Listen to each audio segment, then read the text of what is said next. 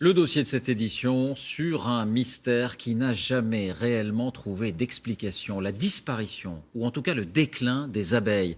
La France est concernée depuis longtemps, on en a parlé ici même, c'est le cas aussi d'autres pays en Europe, et voilà que les États-Unis, à leur tour, sont touchés de plein fouet. La pollinisation est menacée, notamment celle des fameux amandiers de Californie, à Bakersfield, dossier réalisé par Valérie Astruc et Laurent Desbois. Au premier jour du printemps, un océan de fleurs blanches, les amandiers de Californie. Des champs à perte de vue. Ici, on produit 900 000 tonnes d'amandes par an, 80% de la production mondiale. Un marché florissant, pourvu que les abeilles soient au rendez-vous. Sur ce camion, des ruches.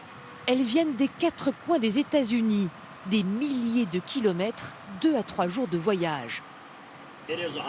Pendant les 30 prochains jours, c'est vraiment l'endroit où il faut être. Plus d'1,5 million de ruches vont faire le déplacement ici. La plus grande migration de butineuses au monde. Au petit jour, avant leur réveil, les abeilles arrivent par palettes entières. Celles-ci viennent du Texas. L'agriculteur a soigneusement étudié chaque emplacement. Elles ont 1 mois pour polliniser tous les amandiers. C'est comme une zone de guerre. On amène nos soldats sur le front et la bataille, c'est tout le travail qu'accomplissent les abeilles. Les amandiers rapportent 3 milliards d'euros de chiffre d'affaires à la Californie, d'où le rôle capital des abeilles. En butinant, elles transportent le pollen d'une fleur à l'autre, ce qui va féconder le pistil. C'est ainsi qu'une amande va naître. Là, vous voyez, on a une ruche en très bonne santé. Mais depuis quelques années, les abeilles disparaissent mystérieusement. Avec ses employés, Randy inspecte les ruches qu'il loue aux agriculteurs et chaque jour, une mauvaise surprise. Voilà une ruche très faible. La reine est en bonne santé, mais quelque chose a provoqué la mort et la disparition de toutes ces abeilles. En quelques jours, une ruche peut subitement se vider de ses habitantes, atteinte d'un mal appelé syndrome d'effondrement des colonies. Un phénomène connu en Europe, arrivé ici plus récemment.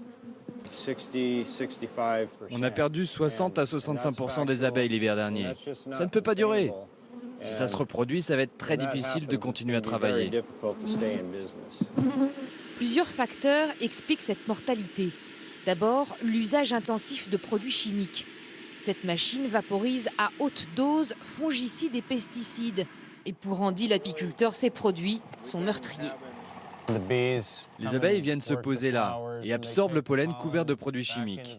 Elles le rapportent ensuite avec elles à la ruche, puis le transmettent aux larves. Ce sont ces larves qui n'arrivent plus à grandir.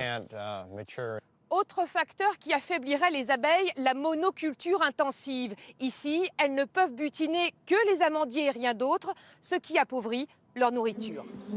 Du coup, les abeilles sont de plus en plus faibles et le stress du voyage n'arrange rien, si bien qu'elles sont plus vulnérables aux maladies et aux parasites qui les déciment. À la différence de l'Europe, les États-Unis n'ont pas encore pris de mesures pour protéger les abeilles. L'an prochain, les amandiers refleuriront, il faudra réquisitionner de nouvelles ruches. Comment et à quel prix, nul ne sait.